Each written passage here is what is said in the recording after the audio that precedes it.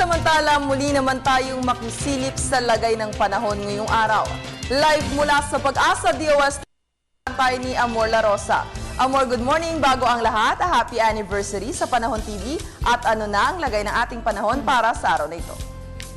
Maraming salamat, Perselin. Magandang umaga, Pilipinas. Sa ito na po ang latest sa lagay ng ating panahon. Sa unang anibersaryo ng Panahon TV, hindi pa rin po kami titigil sa pagbabantay ng ating panahon. Para po sa araw na ito, nako, panibagong low pressure air na naman po ang namataan. And as of 4 AM po kanina ay nasa layong 1,210 kilometers east ng Mindanao. Nakapalaw po yan sa ITCZ o Intertropical Convergence Zone na umaabot pa rin po ang epekto dito po yan sa may Southern Luzon, Visayas at sa may Mindanao area.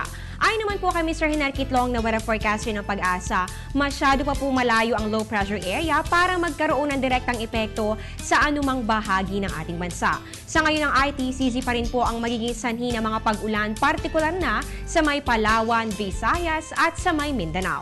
Asahan po dyan ang light to moderate rain showers and thunderstorms. Samantala dito naman sa atin sa Metro Manila at ito ang bahagi pa po ng ating bansa, makikiayon po sa aming special na araw ang magandang panahon. Pero dahil magiging party po may mga pag-ulan pa rin mararanasan, lalo na po sa dakong hapon o kaya naman po ay sa gabi. Kaya naman uulanin pa rin po ng blessings ang araw na ito at magdala pa rin po ng payong para hindi magkasakit at maging handa sa lahat ng oras. Samantala, kapag po kinahapunan o kinagabihan, madalas po nating nararanasan ang thunderstorms. Kaakibat nga po nito ay ang lightning o pagkidlat na may kasabay naman na pagkulog o thunder.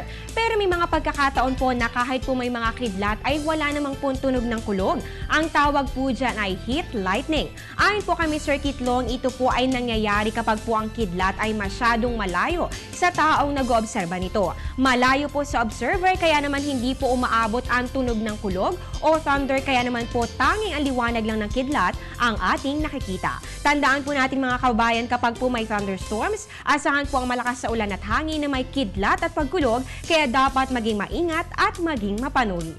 At yan ang latest mula dito sa Pag-asa. Abangan niyo po ang susunod na update. Mamaya po yan kasama ang isang weather forecaster ng Pag-asa mamaya po sa Good Morning Boss. Kasama niyo po sa balitaan, ako pang inyong weather lover na nagsasabi po ang taong handa at mahinahon, kaya nagpasan ang hamon ng panahon. Ako po si Amor La Rosa. Balik sa inyo, Perselin. Maraming salamat, Amor La Rosa, live mula sa Pag-asa DOS TV.